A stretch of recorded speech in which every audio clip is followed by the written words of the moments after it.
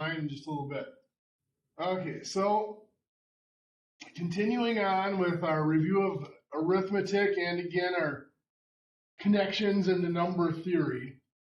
Today we're going to look at something just a little bit more mechanical, but something worth reviewing. And then, of course, Friday will be our last day of the review.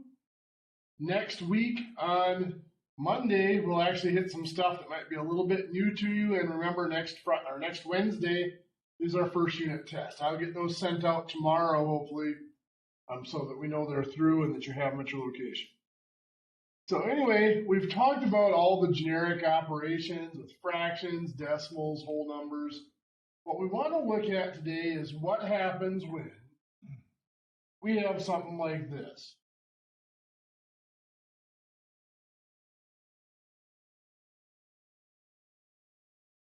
(17 minus 2 times 6 plus 9). When we look at that, there are several different ways that that could be interpreted. Some might look at it and say, well, let's do it left to right, just like we read a book. And that would make sense. But others might interpret differently, and each way would give a different answer. And in math, we said there's sometimes different ways to do things, but there's always only one correct answer. So in order to make sure that everybody who does this problem gets the same answer, mathematicians have defined something called the order of operations.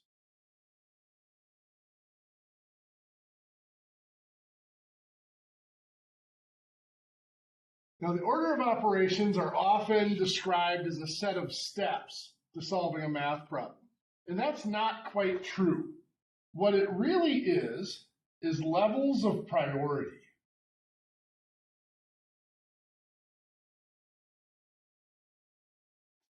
And so levels of priority mean, things that are higher priority have to happen before things of lower priority. So it means you don't necessarily have to go from highest to lowest, but when you do something, you have to make sure that you're not superseding any higher priorities around it, which is what leads us to some of our alternative methods of solving some of the problems we might look at. So the highest level of priority that we're going to look at is something called enclosing symbols. Now, many of you probably just called this parentheses when you've looked at this before. Parentheses are one of our enclosing symbols, probably the most common one, but there are several other enclosing symbols that we will see as we go through some of these problems. Second is exponents. Now, as we described last week, all of our operations come in pairs. They have the operation itself and then the inverse operation, the way to reverse the original or main operation. Exponents is a pair of operations.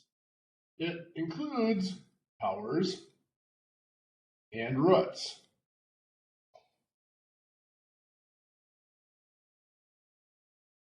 Third level of priority is our next pair of operation. Multiplication, multiplying, and dividing. And lowest priority is to add and subtract.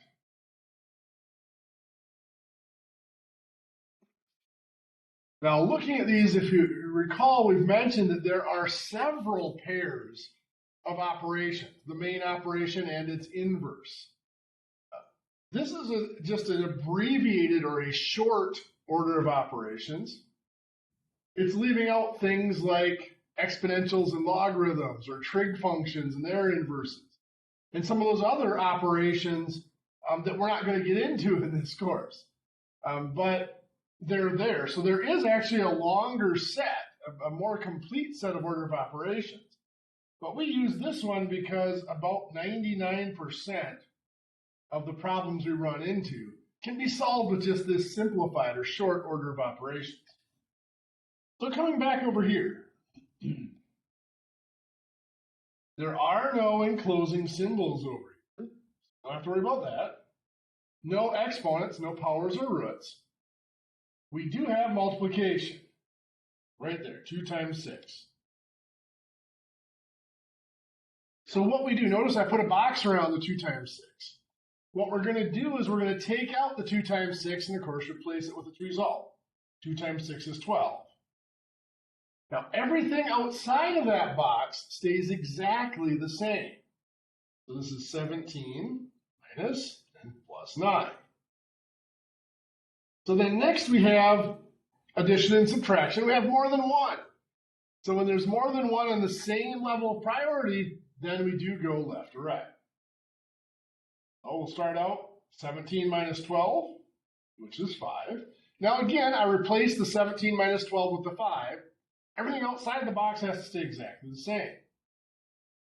And then we have 5 plus 9, which is 14.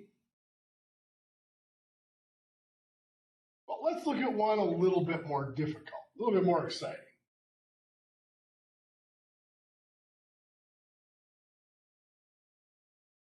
$17 plus 3 times parentheses 21 minus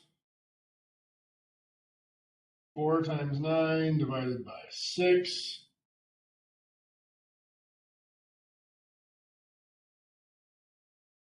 plus 5 times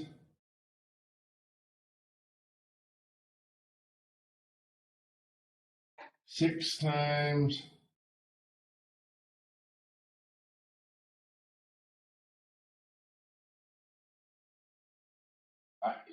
6 times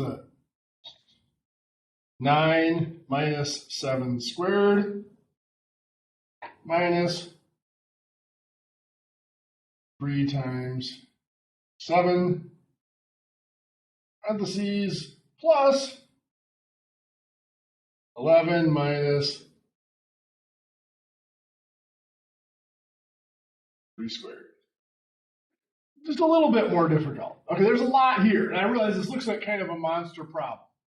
But as long as we follow our order of operations, our levels of priority, it's going to be just fine. There's no big deal here. So now, remember we said highest priority first. Enclosing symbols are highest priority. We have several of those. We have several parentheses here. So then the next thing we said is if there's more than one thing on the same level, we go left to right.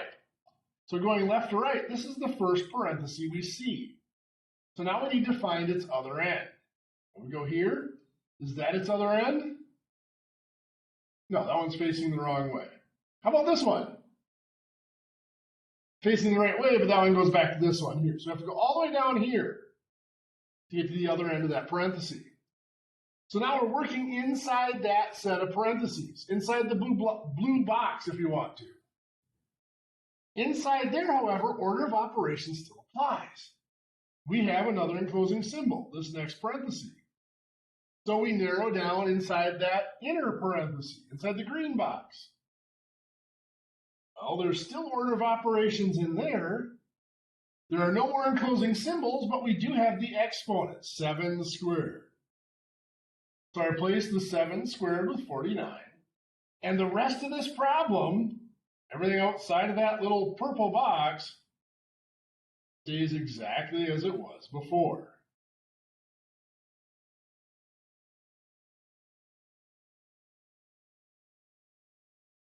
Now, one of the biggest sources of mistakes that I see students make,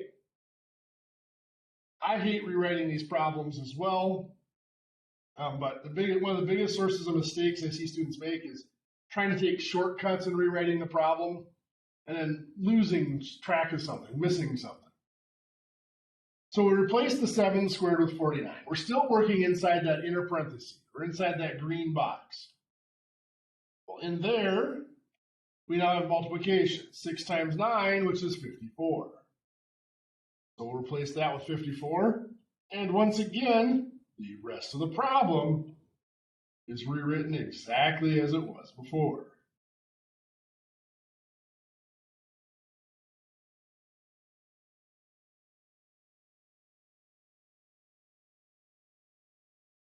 Now we're still working inside that parentheses, inside that green box. All that's left in there is 54 minus 49, which is 7. So again, we replace that with the 7 and we rewrite the rest of the problem exactly as it was.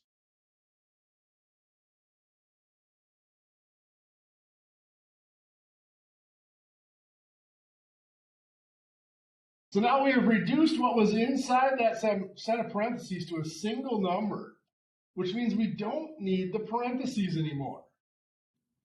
When we take out the parentheses, though, we have to be careful, because parentheses is an enclosing symbol, but it has other purposes. One of those other purposes is to indicate multiplication, and it's doing that here. It is indicating that this 5 in front of the parentheses is multiplying whatever is inside those parentheses. So when we take out that parenthesis, we have to make sure to put in that multiplication symbol. So we'll rewrite this without the parentheses, but putting in that multiplication. Now, realistically, what I would have done is at this step here, when I subtracted and got the 7, I would have taken the parentheses out then and put in the multiplication, rather than having to rewrite the problem for another time. But I wanted to stress there that when you take out the parentheses, you do have to look for those other functions of the parentheses. So now we're back out to this blue box, the bigger set of parentheses. Order of operations still applies. No other enclosing symbols. No exponents. We're down to multiplication and division. So there's several of those. We are going to go left to right. So going left to right, the first one is 4 times 9. 4 times 9 is 36. Replace that with 36, and we rewrite the rest of the problem exactly as it is, as it was.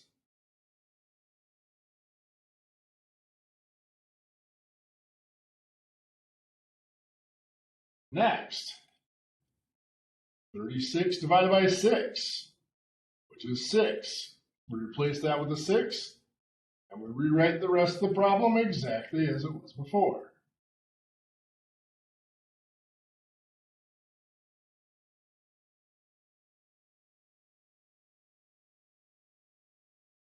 Again, 5 times 7. Replace that with 35 and rewrite the rest of the problem.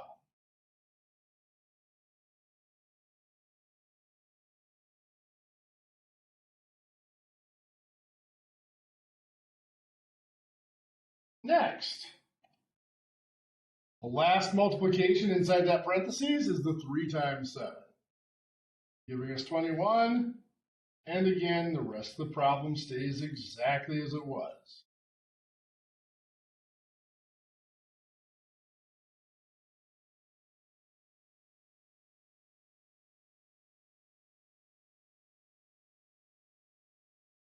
Now we're still inside that bigger parenthesis. All that's left is addition and subtraction, so we're going to go left to right. So 21 minus 6, which is 5. And we rewrite the rest of the problem.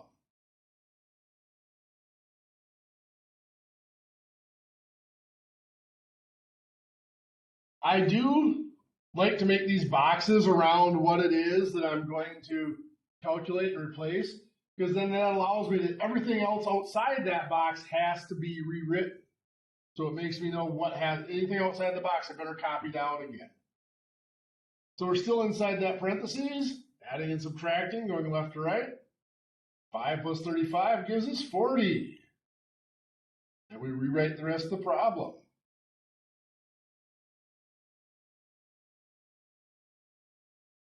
Next, we have 40 minus 21. Now that's the last thing to do inside the parentheses. It's going to give us 19. And we reduced, like we said before, we reduced it to a single number. We don't need the parentheses anymore. We don't need the enclosing symbol. But once again, when we take out the parentheses, we have to make sure it's not indicating anything else. And here it is indicating multiplication. So we have to make sure we put that multiplication in, and we'll take out the parentheses.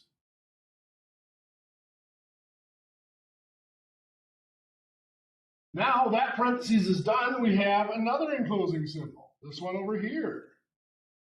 Inside there, we have the exponent. 3 squared is 9.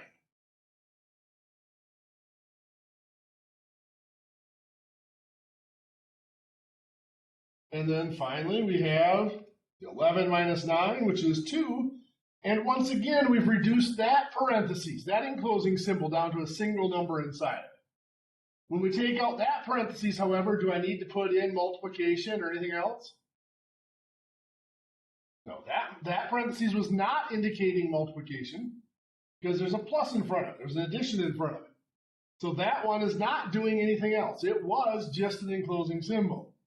So we can just rewrite the rest of the problem without having to put anything in. Now we have multiplication. 3 times 9, 7. Now it's simply addition, so we're going to go left to right. 17 times 57 is 74, plus the 2 is 76.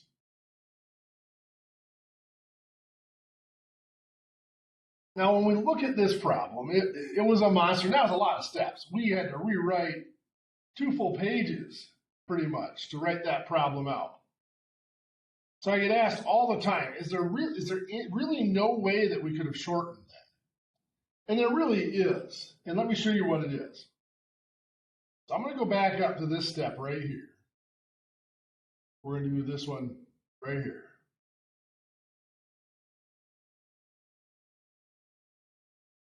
I'll take a little time to erase here so you have time to recopy that if you want to.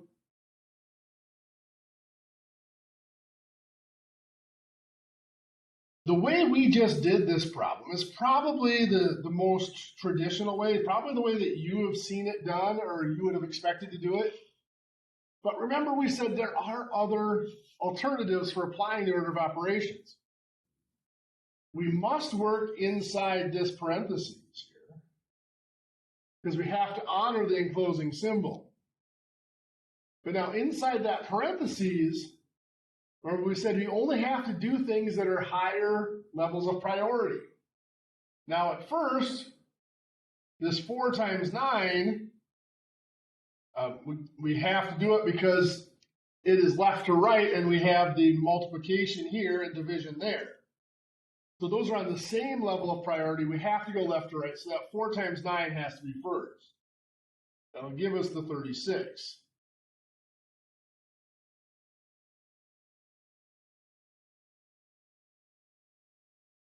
But now at this point, we have several items still inside that parentheses that are higher levels of priority, but separated by lower levels of priority. Let me show you what I mean. We have 36 divided by 6. That's a higher level. 5 times 7, and 3 times 7. And they're separated by operations with lower priority. The 36 divided by 6 has subtraction on one side and addition on the other.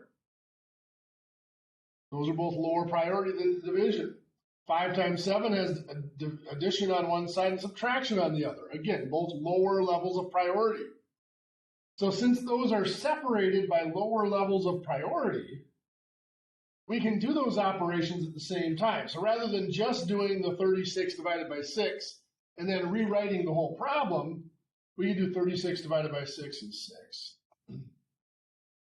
We can replace the 5 times 7 with 35, and we could do the 3 times 7 to get 21.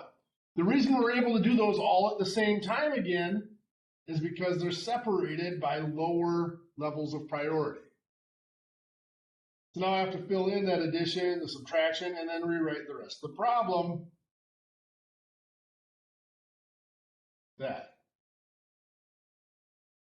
So that allowed us to skip several steps in solving this. And then, of course, from there, it's pretty much straightforward. But like I said, there are several interpretations of how to apply those levels of priority. You can attack, you don't necessarily have to go left or right. We could have done the 5 times 7 before we did the 36 divided by 6 because everything on the other side, each side of it is lower priority. So the whole idea of having to follow step by step is not necessarily true. You just have to do things of higher priority before items of lower priority surrounding them. One of the most common mistakes I would see on a problem like this would be right in the first step most of the time. That'd be right here. I'd see people that screw this up and do 17 plus 3 is 20. Well, the problem there is I cannot do that addition because there's an operation of multiplication here. The 3 has the addition in front of it, the multiplication after it. Multiplication is higher priority, which means that multiplication has to happen before that addition. So that 3 has to find out what has to multiply something before we can come back and add it to the 17.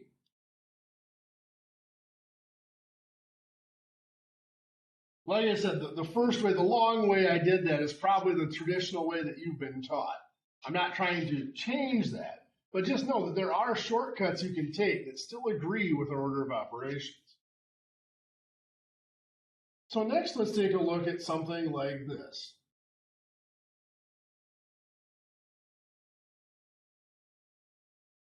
Seven times 5 squared minus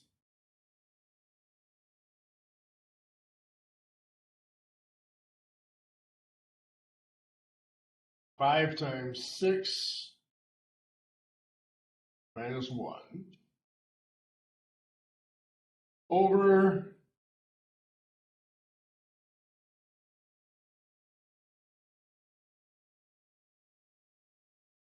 let's see here.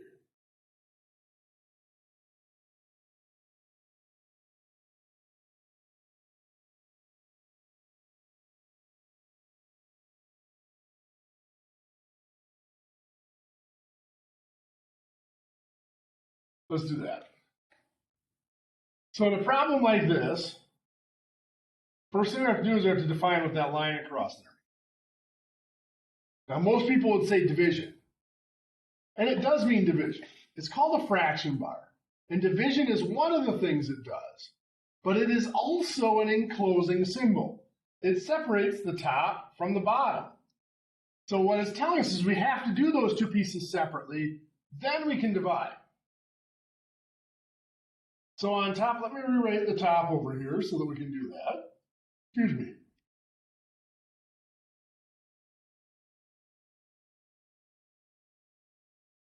So no more enclosing symbols, but we do have exponents. 5 squared is 25.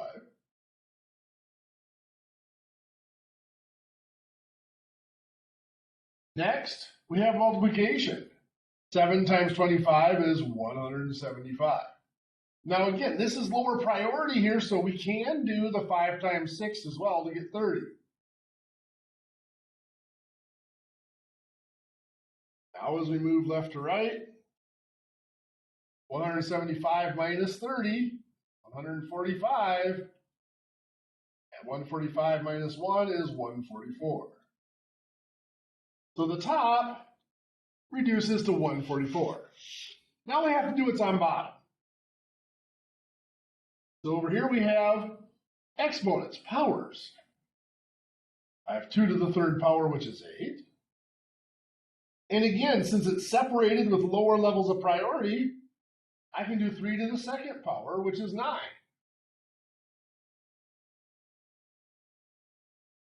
Now, multiplication or division, I have 5 times 8 is 40. Again, I have the subtraction, which is lower priority, so I can do the 2 times 9 at the 8, to get 18 at the same time. Now I have 40 minus 18 is 22.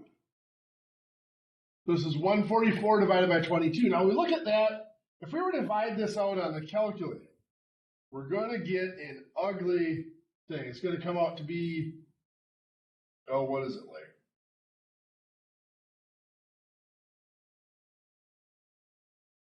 6.545454, something like that. I'll double check it for you.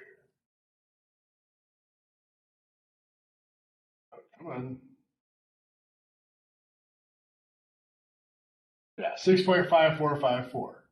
Well, we don't want that repeating decimal. You notice that's actually a repeating decimal. It goes on forever. We don't want that. We want something exact. Well, to get an exact answer, we would have to leave this as a fraction. And one of the things we've mentioned is that division and fractions can be very easily interchanged. So rather than treating that as 144 divided by 22, we'll treat it as an improper fraction of 144 over 22. Now, of course, one of the things we can do is reduce it by dividing both of those by 2. 144 divided by 2 is 72. 22 divided by 2 is 11. Now, we have to turn that into a mixed number. So 72 divided by 11. 11 goes into 72 6 times. 6 times 11 is 66. 72 minus 66 is 6. There's 6 left over. So this is 6 and 6/11. So that is the exact result there. When we do the order of operations on that, to combine that is 6 and 6/11.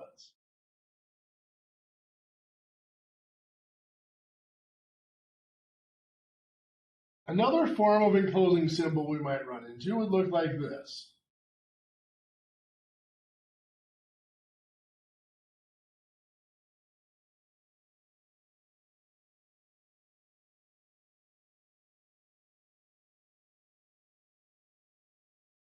So we have this symbol here. We know that is our square root symbol. Its technical name is called a radical because it does other things other than a square root. But here it is a square root. It's acting as a square root. But it's also an enclosing symbol because there's stuff inside of it that is separated from the rest of the problem. So that means we have to work inside there first. So the first thing we have to do is the exponent, 3 squared, which is 9. And of course, we'll rewrite the rest of the problem. Next, we have multiplication. 7 times 9 is 63.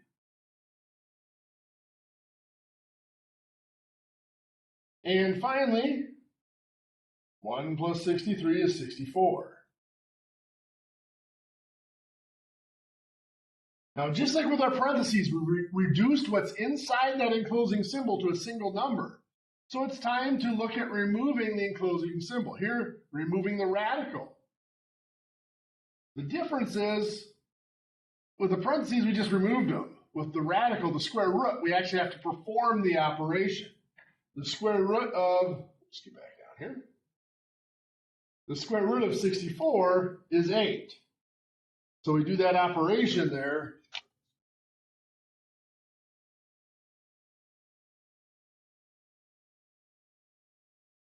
To get 8. Now, just like the parentheses, however, the square root can do other things. It's the enclosing symbol, but it can also indicate multiplication. That 2 in front of it with no operation is implied that it's multiplied. So when we take out the square root or the radical, we have to put in that multiplication, just like we would with parentheses. Now we can go ahead and keep combining. Multiplication would be first. 2 times 8 is 16. And then we have finally 17 minus 16 is 1.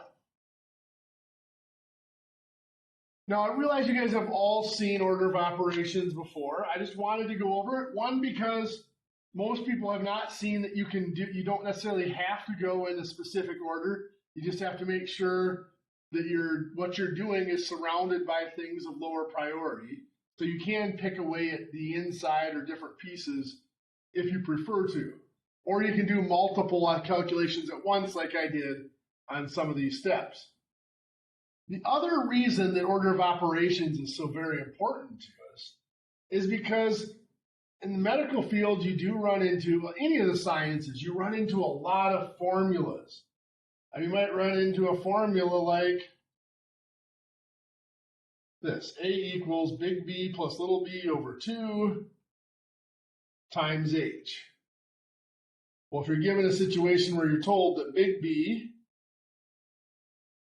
is 29 and little b is 13 and h is 8, and we're asked to evaluate this,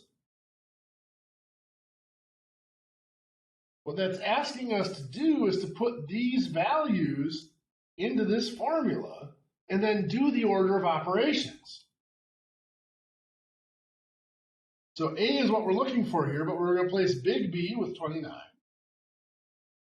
little b with 13 over the 2, and then h gets replaced with 8. Now this 8 at the end here, that is going to be times 8, but the parentheses implies that. Now order of operations says we have to work inside the parentheses. That's our first enclosing symbol. But in there we have another enclosing symbol, that fraction bar. Telling us we have to do the top and bottom separately. Well, on top, we have 29 plus 13 gives us 42. So I'll replace that 29 plus 13 with 42. Next, we got 42 divided by 2 is 21. We've reduced what's inside the parentheses to a single number, so that's where we take out the parentheses. If we didn't have it in already, we needed to make sure we put in that multiplication. And then finally, 21 times 8 is 168.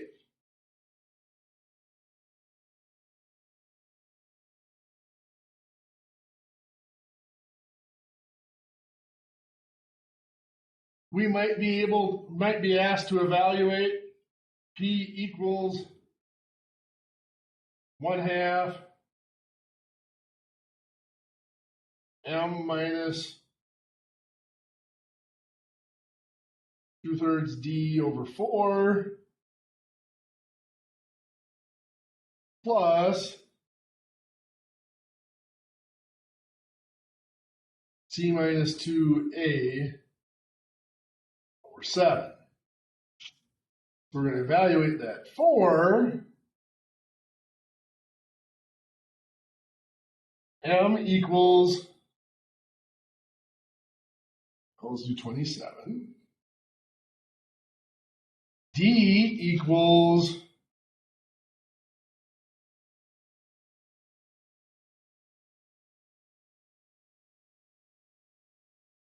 let's just do D equals 9. C equals 14. And A is going to be 3.5. So as we go to evaluate this, again, P is what we're looking for. We place in the other numbers. So for M, we're going to put in 27 minus 2/3 times, now the D, the parentheses I'm putting in here is not an enclosing symbol. It's just to separate D from the 2/3. 9 times the 2/3 over 4. C is 14 minus 2 times A. Again, I'm going to put parentheses around it. So we know it's 2 times 3.5 over 7. So now let's go ahead. We're going to do enclosing symbols. Left to right, we start with this parenthesis. Well, there's a fraction bar in there, so we have to work on top first. We have the 2/3 times 9, which is 6. The rest of the problem stays exactly as it was.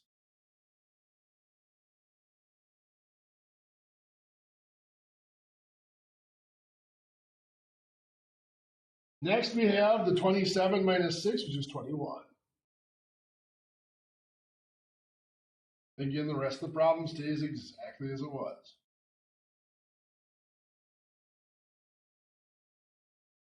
We have the 21 divided by 4. 21 divided by 4, I'm actually going to leave as 21/4. The reason for that, normally I'd reduce that to 5 1/4. But the reason I'm leaving it as 21/4 is because I see that I'm going to multiply it by 1/2 here right away. And when I multiply a mixed number, I have to turn it in. It's easiest if I turn it into an improper fraction. So I'm going to leave it as an improper fraction. Now, before I do that multiplication, however, I have enclosing symbols over here. This fraction bar separating the top and bottom, so I have to do them separately. So I'm going to do the top first. 2 times 3.5, which is 7. That's 14 minus 7 over 7. I have the 14 minus 7, which is 7.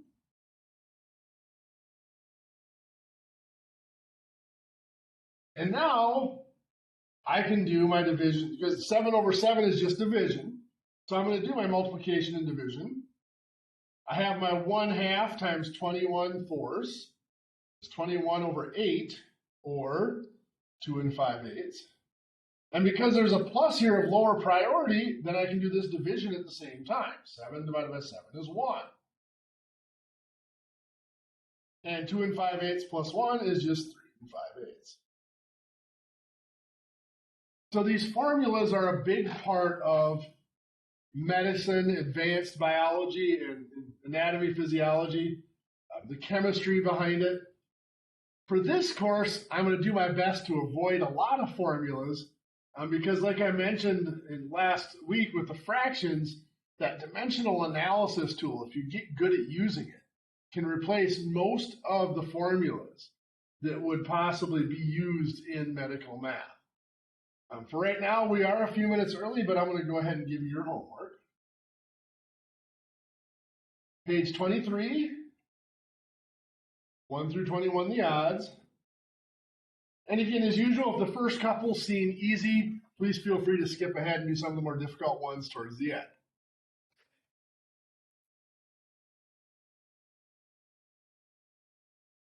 So this Friday, we'll do percents. Increases and decreases are a big deal in medical math. We will come back and do increase and decreases in percents more later on in the course when we get to the point where they apply more. And then next Monday, before their last unit before the exam, we'll look at Roman numerals. Medicine is one of the few applications that still uses the old Roman numerals in their mathematics. With that, we'll go ahead and I'll log you out. You guys have a great day. We'll see you all on Friday.